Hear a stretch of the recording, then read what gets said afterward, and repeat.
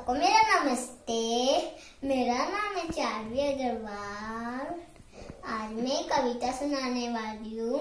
मेरी गुड़िया पे बाल तुम्हारे सुनहरे है, आंखें गुजरारी है, गालों की लाली भी कितनी प्यारी है, इसलिए सबसे सुंदर मेरी गुड़िया रानी है।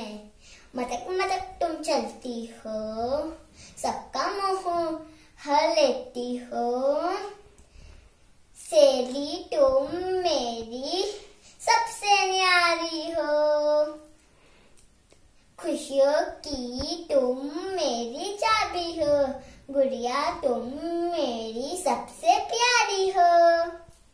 Bye bye. Subscribe my channel, like my channel. Thank you.